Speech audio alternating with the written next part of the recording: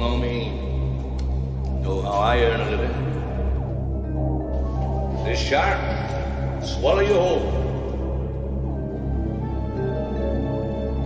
I value my neck a lot more than $3,000, Chief. Find him for $3, but I'll catch him and kill him for $10. $10,000 for me by myself. For that you get the head, the tail, the whole damn thing.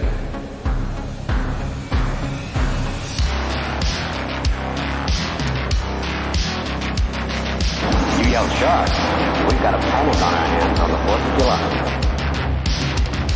Mr. Vaughn, I pulled a tooth the size of a shot glass out of the wreck hull of the boat out there, and it was the tooth of a great white. A what? You're gonna need a bigger boat. Love to prove that, wouldn't you?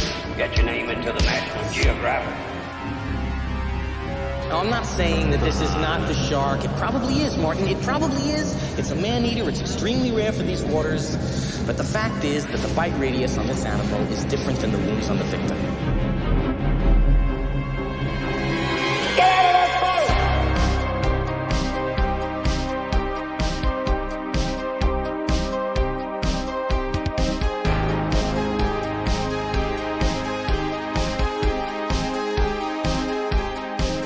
Well, this is not a boat accident.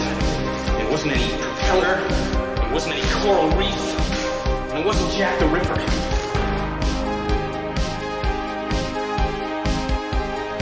It was a shark. I'll never put on a nice jacket again.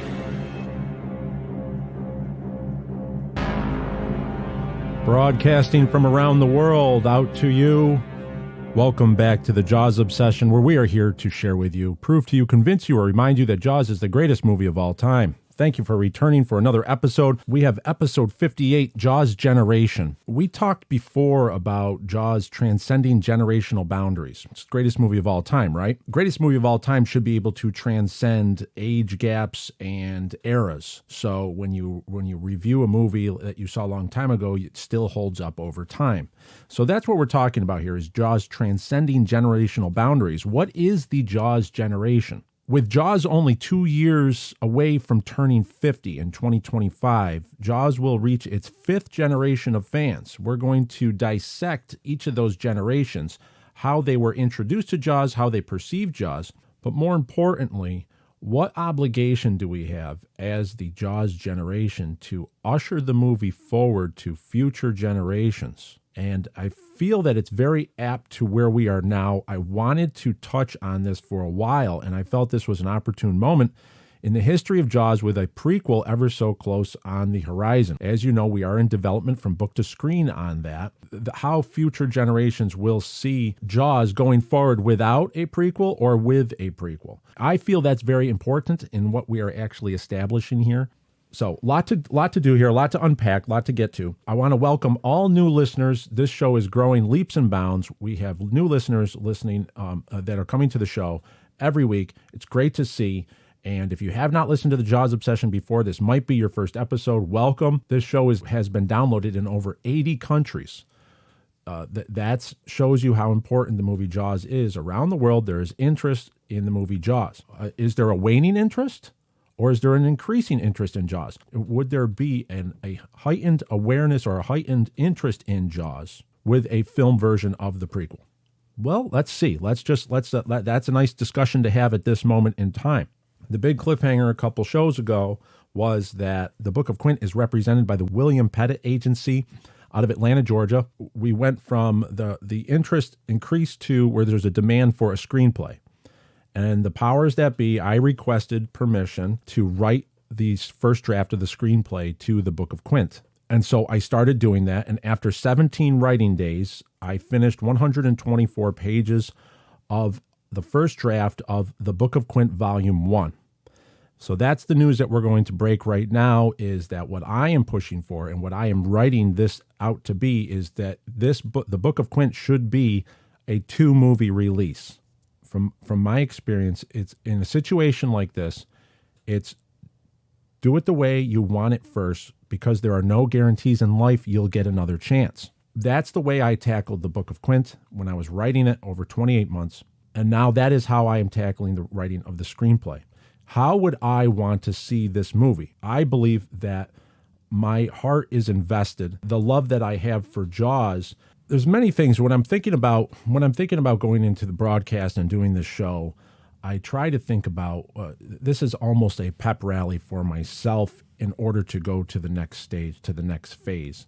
And everyone out there listening is on this journey with me. How should I say this? It's very intimidating at times to put yourself out there and risk failure.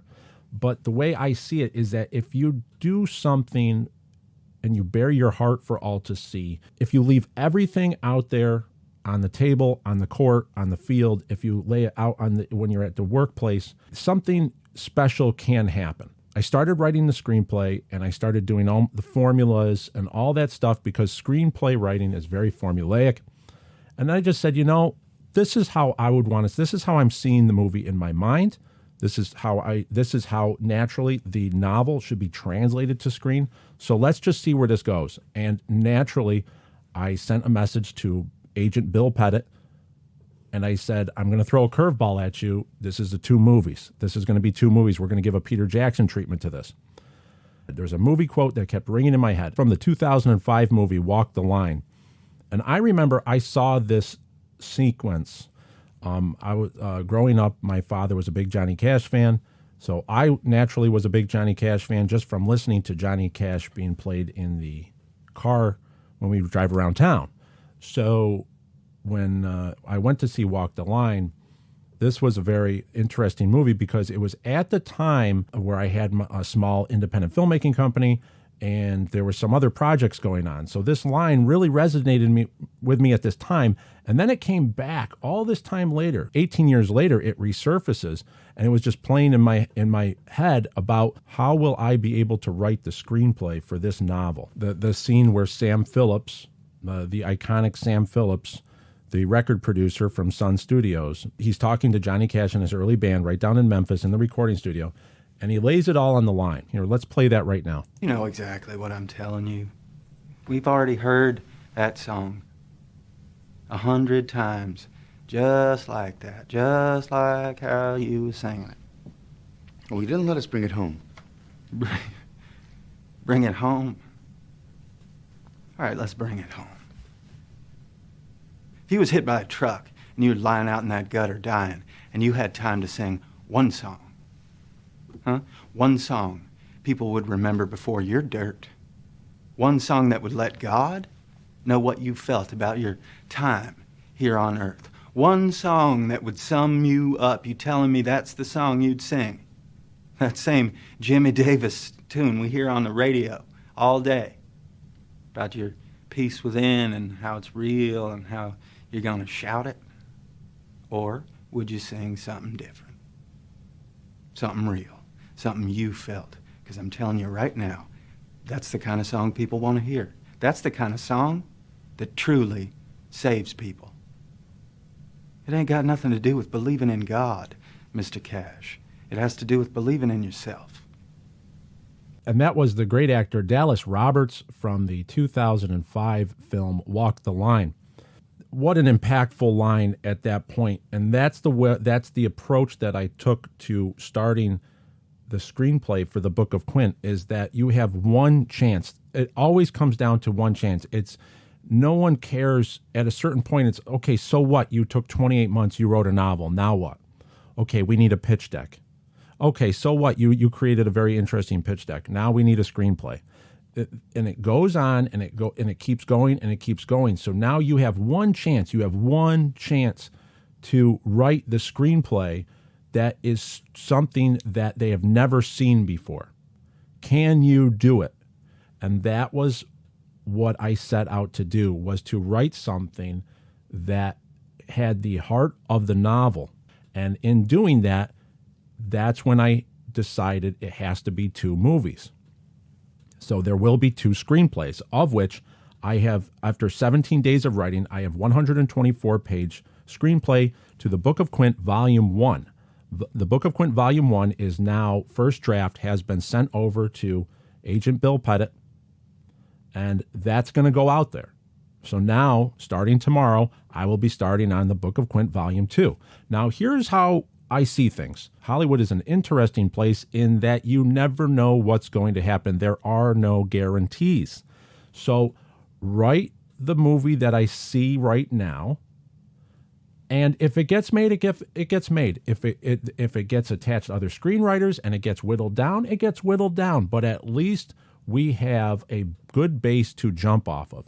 And that is that is the focus that I had. Life is so short. You never know when you're going to have another chance. We don't know how long we are on this planet. So therefore, we have to make every day count. And I am going to go at this. And I've always promised myself while writing the novel, I said, you're going to write this and you're going to put your whole heart and soul into this project, because that's what the memory of Robert Shaw, and that's what the movie Jaws and all those people that worked on that movie. Some of them are not with us anymore. The memory of those people deserve 110%.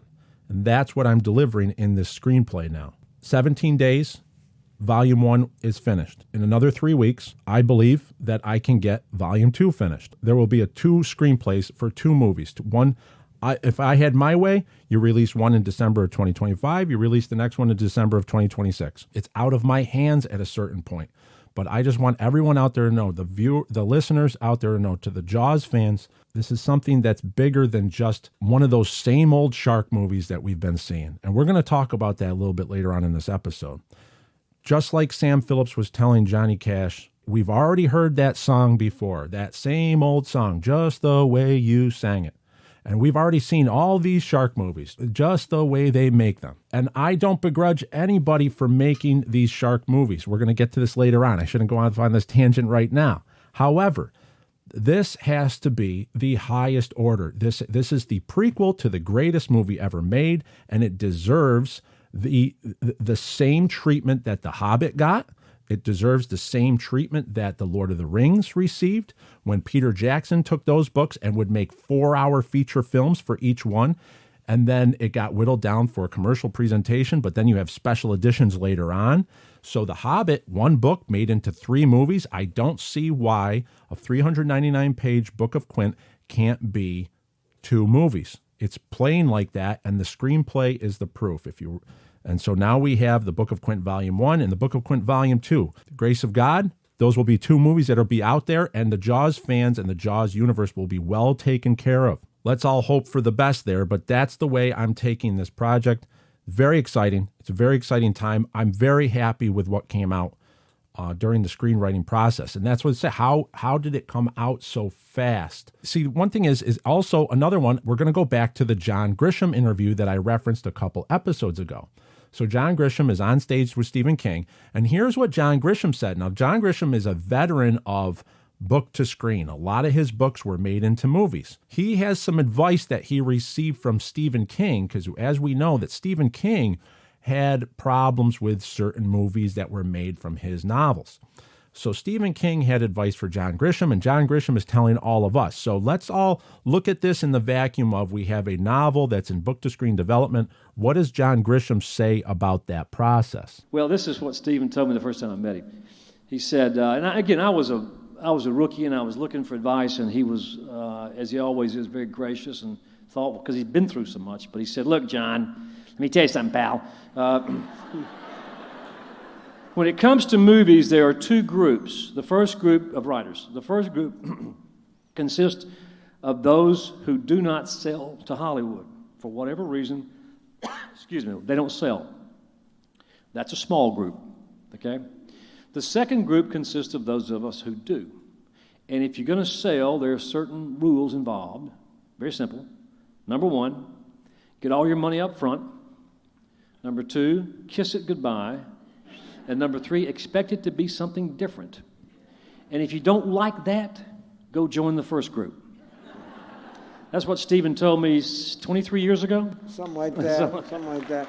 So do you see? So there is always a risk that it is going to get changed, that it will not be what the novel is, unless we deliver something that is the best version of the novel. That's why I decided to ask for the privilege of generating the first draft of the screenplay version of the Book of Quint. But at least we know that we are off to the races and we are off to a good start. So I want everybody to know that. And so I took the advice from John Grisham. He wrote The Firm, Pelican Brief, a lot of other books, Time to Kill. That's his way of looking at it. But he never really generated the screenplays. Another screenwriter would come in, and then the screenplay would be different from what's the novel. So here we are. We're taking that extra step in order to ensure if this story is told in its entirety, it plays like two dynamic films, feature films now. So very exciting. One screenplay done after 17 days of writing. The next one will be done in 3 weeks. I truly believe that. I'm going to start tomorrow, and I would just pound on this keyboard. I will just live down here like I have. So we'll see what the higher-ups have to say, but I promised that I would deliver a screenplay like they have never seen before, and I think that's what we're doing here. We're giving the Book of Quint the Peter Jackson treatment is what I'm calling it. Because if the Peter Jackson can make 3 movies out of The Hobbit, I believe we can do 2 out of the Book of Quint and give Jaws its proper prequel and start this expanded Jaws universe with a bang.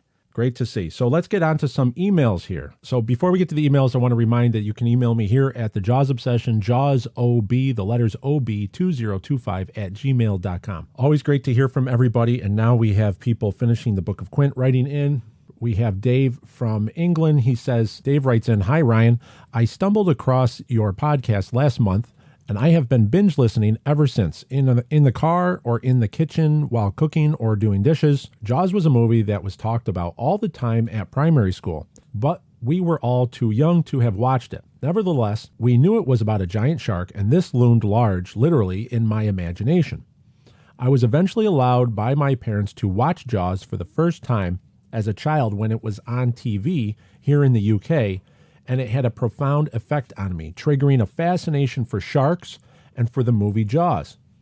And for that night, a fear that if I stepped on my bedroom floor, it would turn into water and a great white would emerge from it to eat me. I recently introduced my 10-year-old son to Jaws, and he loved it. Proud dad moment, though I believe his bedroom floor remains a shark-free zone."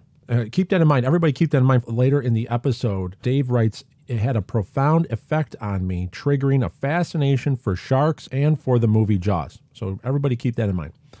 So I'll continue on here. Dave continues on, "For years, I have been telling friends and family that, in my opinion, Jaws is the best film ever made, and by and large, have encountered amusement and bemusement in equal proportions. So your podcast made sense to me immediately. When I heard about the Book of Quint, I knew I simply had to get it. My only concern was there might not be any copies left. So it was with great relief that I found it was still available from the Cracked Bean Roastery, and great joy and excitement when my copy of the book arrived last week, along with your letters and stickers. Firstly, may I say, as someone who works in the publishing industry, it is a beautiful book. From the illustrations to the cover to the quality of the paper, it looks and feels the part and well worth the money, even though it isn't cheap and I need summer dollars or pounds." Wow, that's cool. How about that? He says that he works in the publishing industry.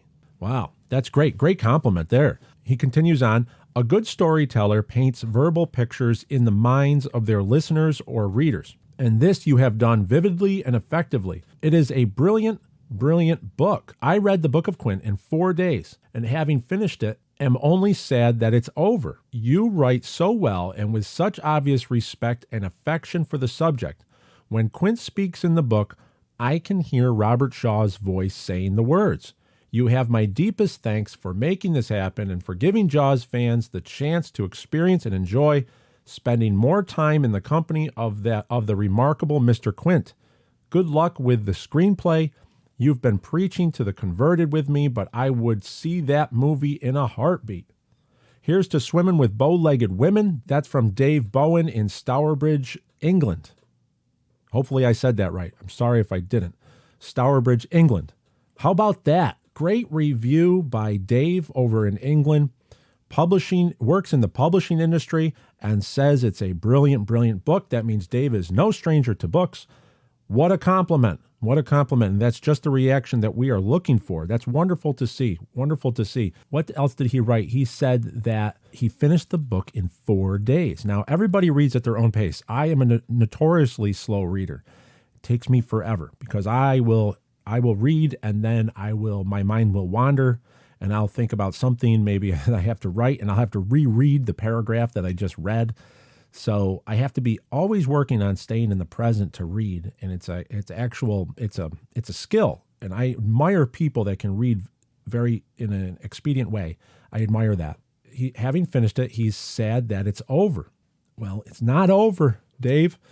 There's more to the story, and I can't wait to dive into that. But in this aspect, the Book of Quint that's the book, but the screenplay.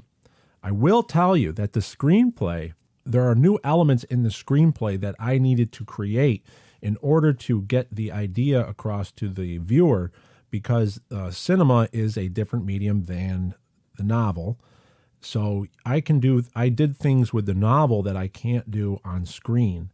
So therefore, things had to be rearranged and adjusted. And of course, there's, the pacing of it all has to be so. What you will see is something extremely close to the novel if it's made this way, which I hope that it is.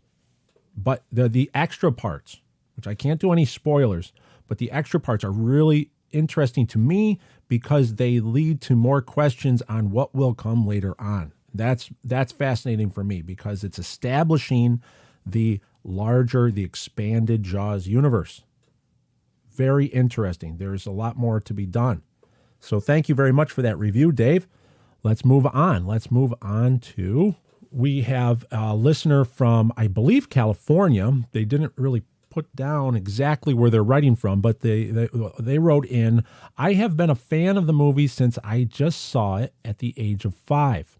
My family went to a drive-in theater in my hometown in the Imperial Valley of California.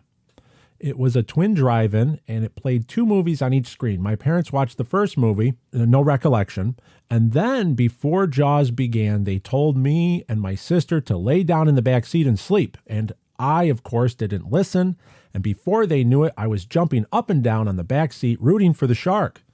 Quint has always been a favorite of mine. A close second was Hooper. One of the best entrances in cinema history is when Quint is introduced by scratching the chalkboard. I found your podcast and absolutely love your takes, in-depth breakdowns, and interviews. Every time I listen, I want to play the movie to watch the scene you elaborated on. My only regret is that I'm late to the podcast and didn't get in on the Indiegogo campaign. Really hoping that a publisher picks up the Book of Quint so that I will have a chance to read it. Patiently waiting to page turn it. Keep up the great work. Devoted listener, Jay Wilcox. Thank you very much for writing in, Jay. I love hearing everyone's little Jaws obsession starts with that unique memory. Everybody is different. It's amazing. We're all the same, but we're all different at the same time. That we love Jaws. We have a fascination with sharks that was started with Jaws, but we all saw Jaws in a very unique way. Some were in drive-ins, some were on HBO, rental cassettes. A lot of different ways. It's just interesting how we've all arrived at the same town hall meeting point, which is the Jaws obsession at this point in time, 48 years after the movie was out, which is very interesting. What Jay said was one of the best entrances in cinema history is when Quint is introduced by scratching the chalkboard. One of my personal favorites, but wow, after you read the Book of Quint, that scene is 10 times more powerful. Trust me, it is possible that there is a lot more going on in that scene than people might know. But after you read the Book of Quint, boy, does the subtext get drawn out like you're wringing out a towel. You just wring out that subtext from the performances of Mayor Vaughn, Murray Hamilton, and Robert Shaw as Quint. Amazing. Unfortunately, Jay, we are sold out of the Book of Quint. That the Crack Bean Coffee Roastery sold its last copy. I'm hoping to have word. That's what I'm telling people that contact me on Instagram. If you know, you can follow the book at Book of Quint on Instagram over at Instagram.com.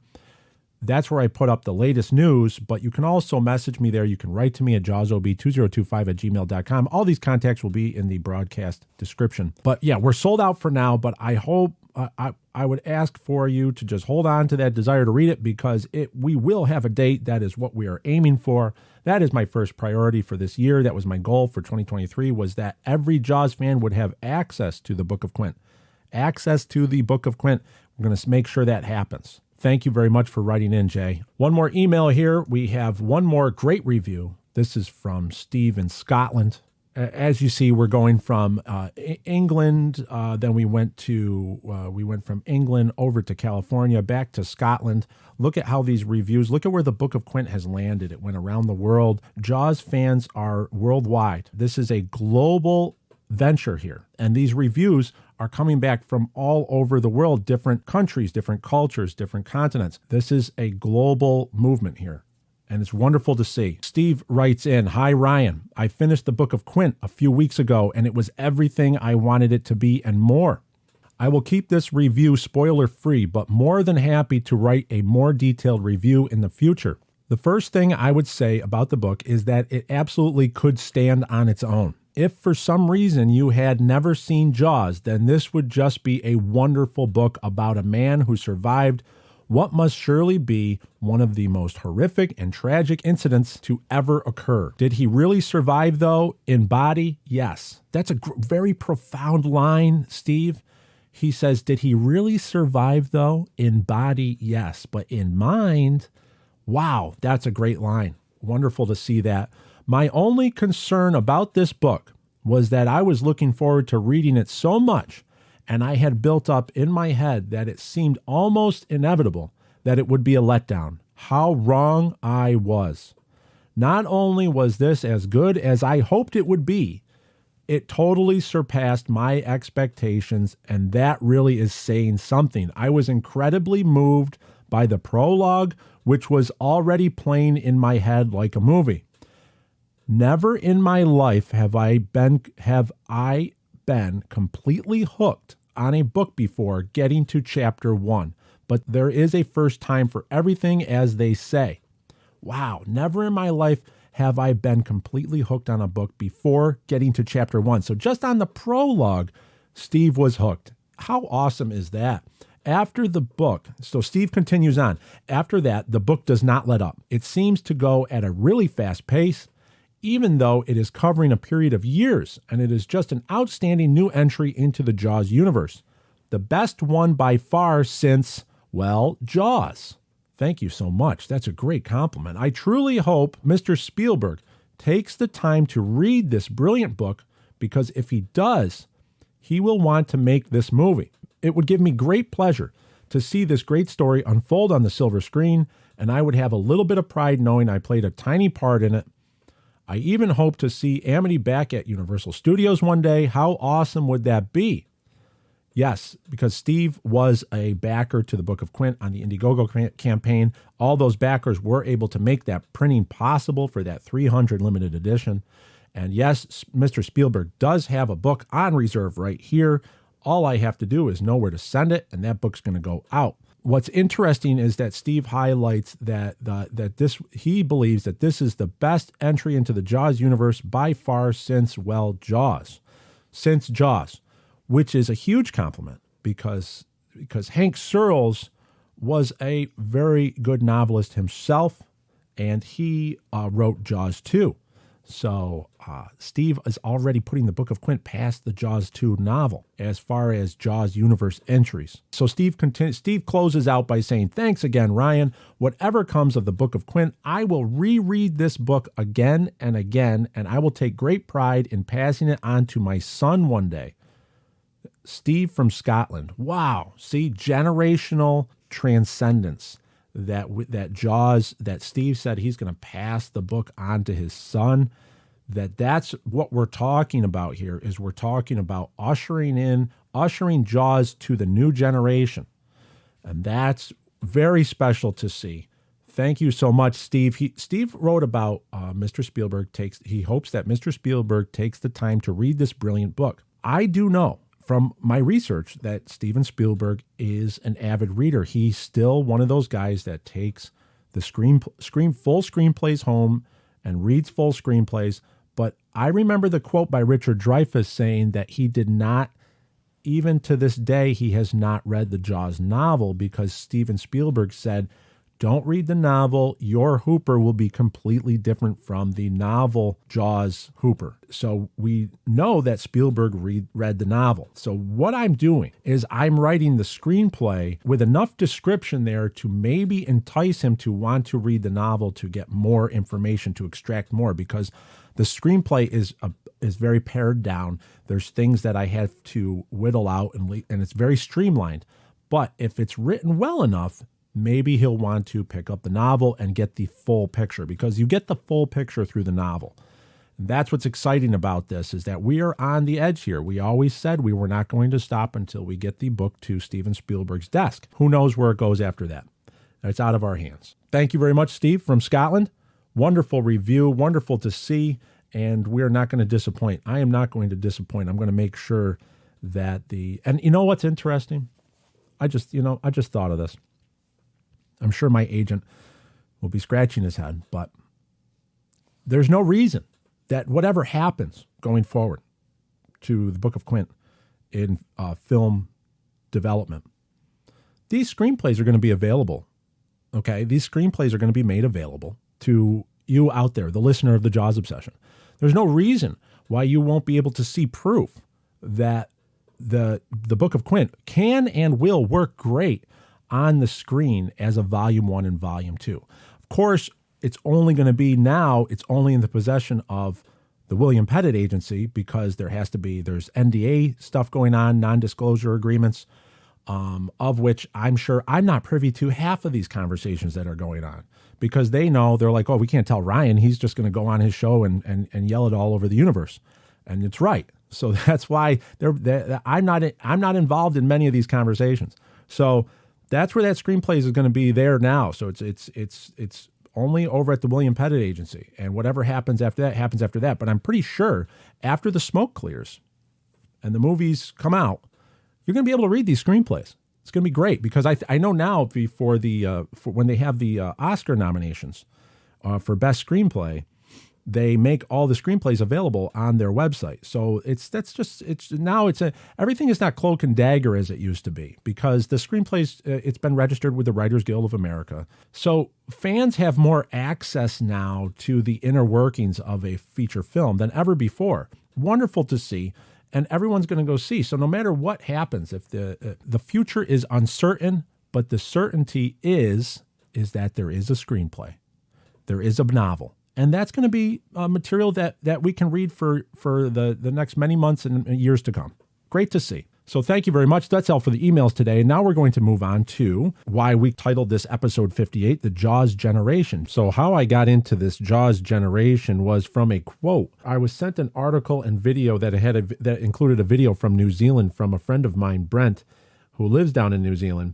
And the article was titled, Research Project Will Help Public Feel Less Anxiety About Great White Sharks. I will include the article on our show notes over at our Telegram channel at telegram.com. You can just look up JawsOB at JawsOB over at Telegram. That's where our show notes are. I still try to post every video and article that I usually reference in these episodes. You can find that in the link below as well. The article there by Emma Hout came out in January of this year. So there was it revolves around Dr. Riley Elliott. He's studying great white sharks down there. He received a Department of Conservation permit in June to track and satellite tag 20 great white sharks. So if you want to read this article about what he's doing, Dr. Riley Elliott, and watch this video, you can go to our show notes. But what I have is I isolated out a quote. And in the quote, he says something interesting. So let's listen to this quote. It's 49 seconds long. So let's play this and then we'll come back and talk about it. Scientific fact is that we only have 30% of the world's sharks left.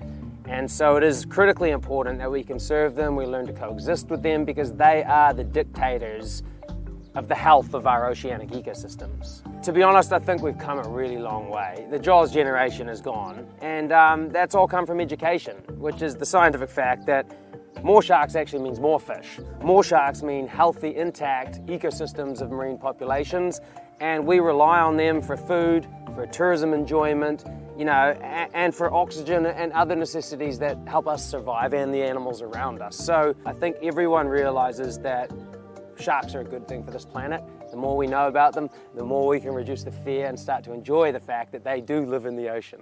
Very interesting right there. Very interesting. Dr. Riley Elliott, he said, if you caught that right in the middle, he said, to be honest, I think we've come a really long way. The Jaws generation is gone. The Jaws generation is gone. The Jaws generation is gone. That was very profound. I was listening to that and I felt kind of sad. I understand what he's saying is that the mentality of the Jaws generation is now gone. So what I wanted to do was I wanted to dissect that a little bit, because everything he says is correct about sharks and how important they are to the ecosystem, and that we have a better understanding of them now. But let's talk about the Jaws generation or Jaws generations. What I wanted to show is that I always say on the Jaws obsession here is that Jaws spans generational boundaries. So I wanted to go in and I dissect this as exactly what is the Jaws generation. I do believe that there are multiple Jaws generations, and Jaws created a better understanding for sharks and a fascination with sharks as you proceed through the generations. So we're going to go through the 4 generations right now, and we're going to talk about that, because is the Jaws generation really gone, or has it evolved? Has Jaws gone through a redemption arc where it at once it had a negative impact on shark populations and how we viewed sharks, but it created a fascination, and through generational advancement, is it possible that Jaws helped sharks in the long run? That's what I'm trying to get to here. And I do believe that that's what one of the things that we can do here is we can change the narrative on Jaws. It's not the negative that we might think that it was back in the 70s. So let's go through this. Let's see if you can hang with me. Let's see if I can jump through this just a little bit more here. So I have a list here of the generations. So let's start with the first generation, which was the baby boomer generation. They were born from 1946 to 1964. And we're going to talk about these generations in relation to Jaws. So the baby boomer generation, what is unique about that generation is that they grew up in a world without Jaws. So they saw Jaws at the movies, and they saw the effect of Jaws had on society. What was that effect? They saw that when Jaws came out, Jaws was just the biggest movie. There were a lot of movies before Jaws, as we've said in the past. If you look at Thunderballs, various James Bond movies, Thunderball, you can go all the way back to, what's the one I always say is Tiger Shark with Edward G. Robinson back in 1932, I think it was. There were a lot of old movies that had sharks as attackers and man-eaters and all that. Jaws was just the biggest movie to come along and do it. And what happened is the baby boomer generations, and then they saw that dark side of the Jaws after effect. That effect that Jaws had was the reaction was fear, the scared of sharks, and then the reaction was the glorification of the hunting of sharks, of which we've known that the two of those generation, Mr. Steven Spielberg and Mr. Peter Benchley, both lamented that their hands they had in the hunting of the shark population, which they felt was glorified through Jaws. And Peter Benchley even had regrets about that when he wrote it, he did not know that this was going to happen. So he worked his whole life for shark conservation. What happened was unfortunate, but they worked hard to try to advance out of that, which was the Benchley IP LLC. And that's why they even said with the Book of Quint that we are that 10% of any and all profits to the Book of Quint go to shark research and conservation. So that is how the baby boomer generation saw Jaws. And then Steven Spielberg famously recently apologized to the shark population, and he felt that with the destruction of the sharks was inspired by Jaws. Now, what I believe, and what I believe many of you out there also agree with me, is that if you look at it in that light, there was a negative that happened. But if you watch what Jaws did, the effects that it had on later generations actually increased awareness, education, fascination, and scientific research of Jaws. It inspired an entire new generation of shark scientists and conservation photographers and people that respect sharks, and then they would much rather see a shark dive expedition than a shark hunting expedition. And that is now currently what outweighs. You see far more shark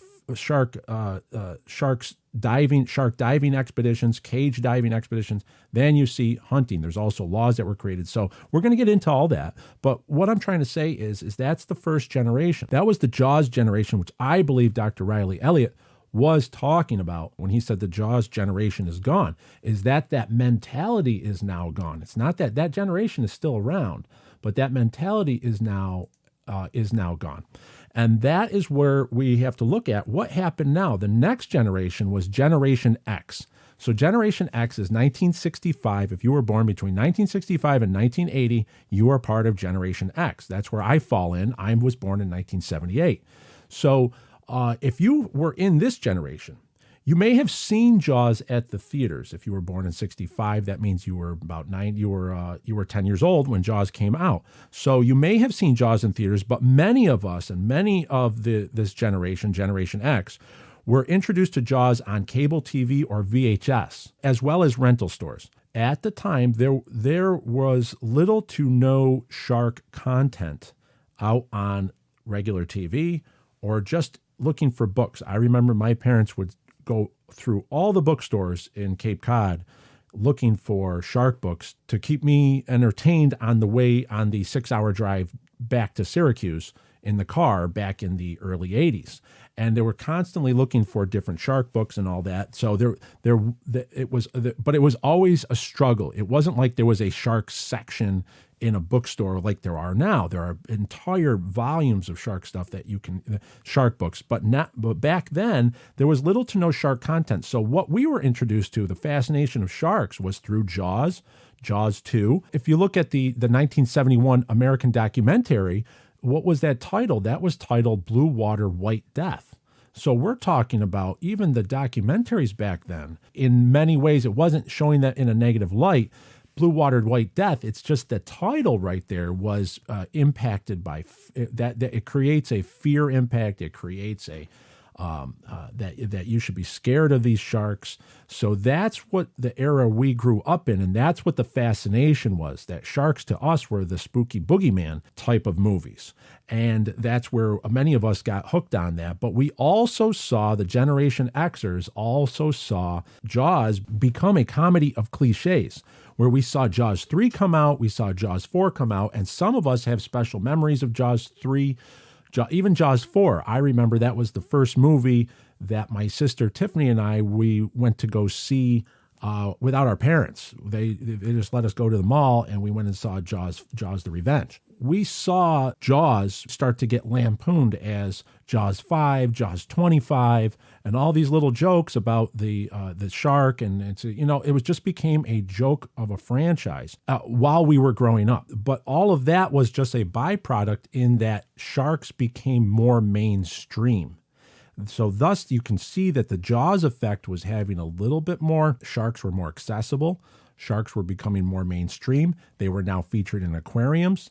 As you heard Sean O'Rourke say on my appearance on his show a few weeks ago, he talked about the record shark that was caught off of Long Island back in the early 80s was frozen and paraded around, and he was able to go see that. So that increased his fascination. It's not that he became a shark hunter. It's that he was fascinated seeing this massive animal in real life, and that and now he's fascinated with Jaws, and he got into movies and all of that, and the rest is history.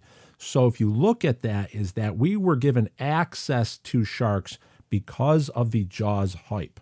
That's Generation X. So now you move on to Generation Y, which is commonly known as the Millennials. They were born from 1981 to 1996. So the Millennials grew up with all 4 movies, the Jaws movies, readily available either through VHS or DVD, and many times they were seen through widescreen. So even though Jaws, the series ended in 87 with Jaws the Revenge, and now it was seen as a comedy of it was just a butt of a joke is what Jaws, it was what the Jaws franchise became, but still Jaws. The first Jaws was still respected as a classic movie, one of the greatest American-made movies of all time. Everyone always talked about it when they mentioned Steven Spielberg, and the millennial generation grew up with with Jaws available on from VHS, on TV, on DVD, but also widescreen. So they had a massive respect for Jaws because of the widescreen. It was given. They were able to see Jaws, where Generation X, we saw the pan and scan on the 1:3:3 aspect ratio. So we saw it on that square TV box, and we weren't able to see the nice CinemaScope 2.35:1 aspect ratio until later on, until the advancements where those were being released. And the millennial generation was enjoy that earlier than we were than the Generation Xers were. What's interesting is that Shark Week was started in 1988. So smack in the middle of this generation, Shark Week started. Okay, Shark Week on Discovery Channel was started in 1988. It's now approaching 35 years on the Discovery Channel of shark education, watching the hip, cool scientists of that day go out there and show how they video sharks, how they tag sharks, and now they have satellite tagging, and it's still going on. 35 years of Shark Week. That's shark education. That was started in 88. Coincidentally, it was right after the last Jaws movie, right? So Jaws Revenge, 87. Shark Week starts in 88. So what happened? What just happened is Jaws in 75 triggers this fascination with the younger generations, and people in charge of the media pick up on that, and they say, hey, there's a desire for more shark content out there. So Shark Week is created. And the millennial generation, they grew up with Shark Week and shark education as part of the understanding, as part of that understanding. Now we get to Generation Z. Generation Z, they're from 1997 to 2015. This is Generation Z. It's a big, big generation. What we're looking at is that Jaws, to them, and this is, I'm talking about from my personal experience, these are my children. Okay, I have a 16-year-old, I have a 9-year-old, and then I have a 6-year-old, and she's in the newer generation than Generation Z. But what we're looking at is that Jaws to them is ancient history. Okay, it was introduced to them in snippets. Now, me personally, my kids have been watching Jaws forever because I always watch Jaws. It's always on TV. But they even roll their eyes, go, "Do we have to watch this again?"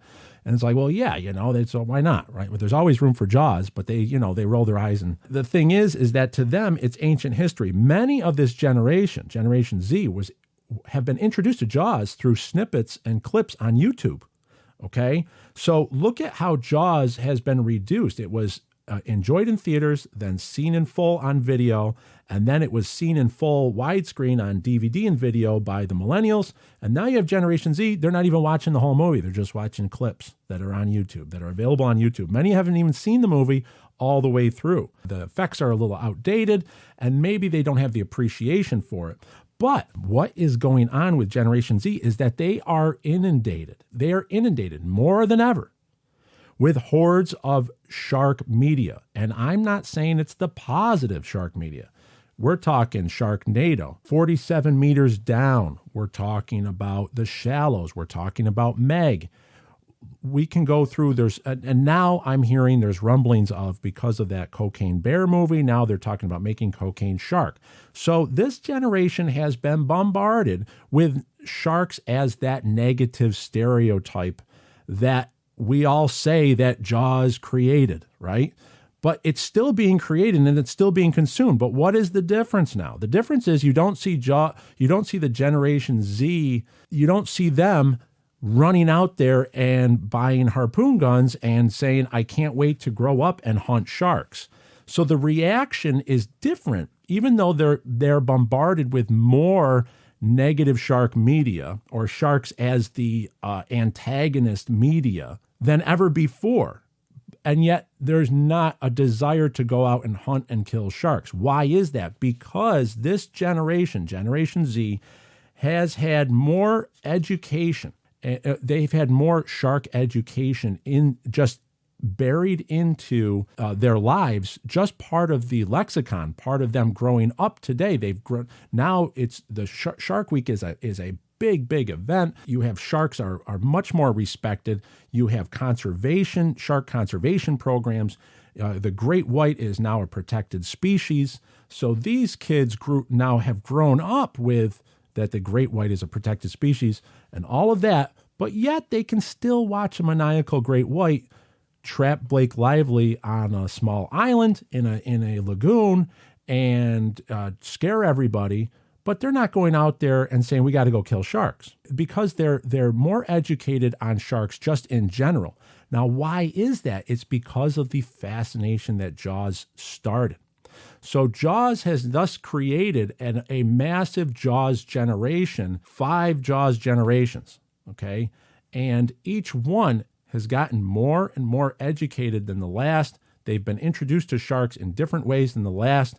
And that's why I think now the Jaws generation is not gone. Of the reactive and the fear of that reaction to Jaws, that has been dissipated effectively.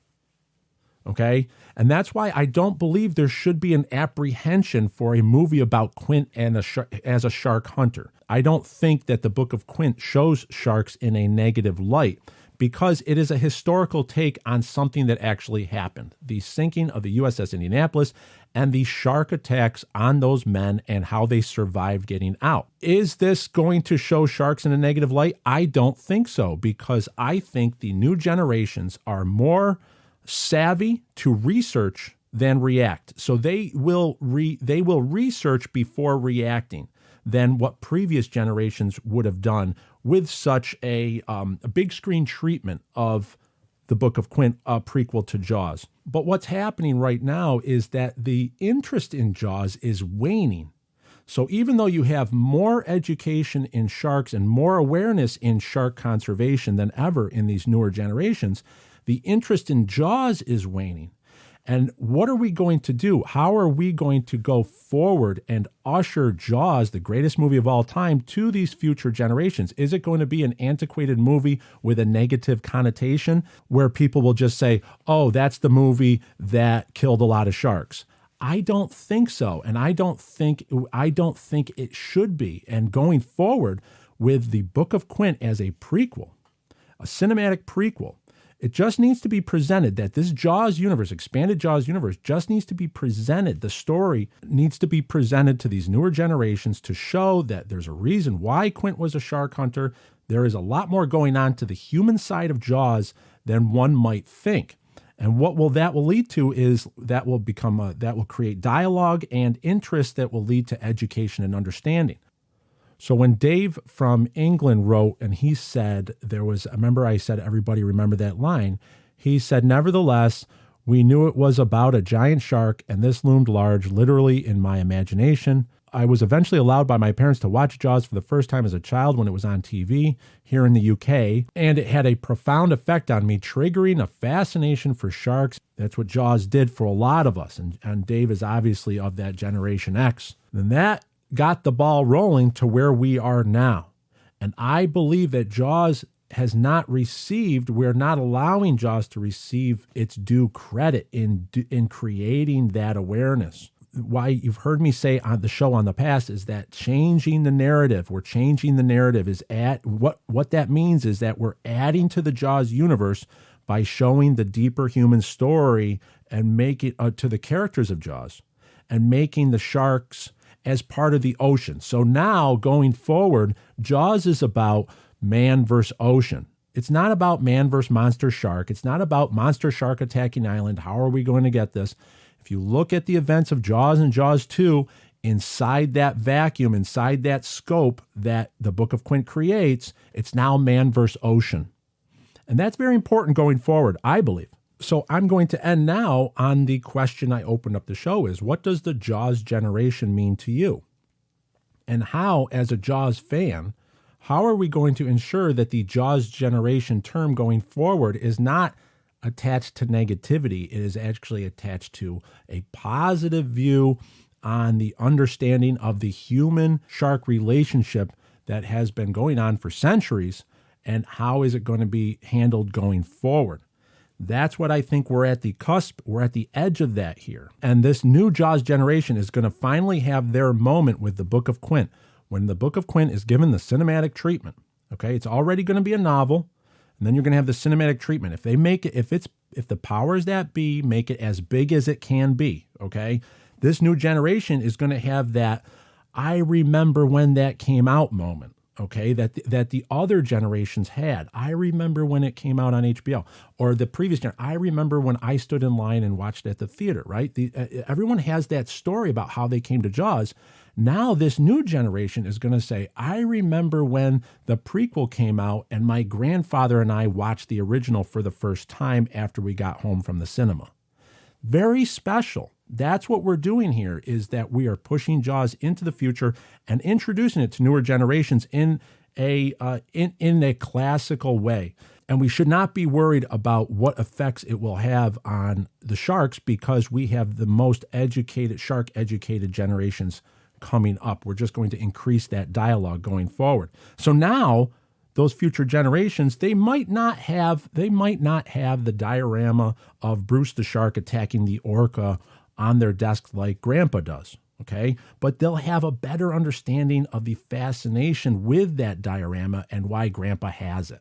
I'm telling you, we're on to something special. This is going to be a chance for those generations, the older Jaws generations and the newer Jaws generations, to bond and connect and become one, to become an entire Jaws generation, so they see the full arc of what happened early on, the redemption arc that is Jaws, and how now the characters of Jaws, expanded Jaws universe, increase awareness and education going forward. The end result is a win-win. So not only do the Jaws generations win with learning more and an opportunity to enjoy Jaws going forward, but the sharks win as well, with more understanding and an increased fascination. Isn't that wonderful? Thank you very much for listening. This was episode 58, Jaws Generation. Show me the way to go home. I'm tired, I want to go to bed. I had a little think about an hour ago, and it's gotten right to my head.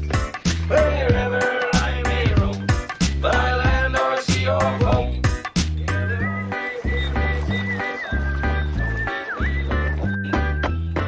Well, thank you very much for tuning in. And remember, we go to the Telegram channel for @JawsOB over at telegram.com if you want to watch that whole video with Dr. Riley Elliott. Wonderful program he's got going on down in New Zealand. The movie Jaws is copyrighted property of Universal Studios. Any references and sampling from the movie Jaws in this episode is intended to fall within Section 107 of the Copyright Act. Copyrighted materials are fairly used for the purposes of criticism, comment, reporting, teaching, and research. The materials used here are protected by the fair use guidelines of Section 107 of the Copyright Act. All rights reserved to the copyright owners. Show me the way to go home. I'm tired, I want to go to bed. I had a little think about an hour ago. So even though we are all sold out on the Book of Quint, we are still waiting for that date. Hopefully we will have something to announce in future episodes. But if everyone who hasn't been able to read the Book of Quint, it will be coming along. Just have to have a little bit more patience. I'm going to get back to starting the Book of Quint Volume 2 screenplay, which will be I'll start writing that tomorrow, and hopefully in 3 weeks' time, I will have that completed as well.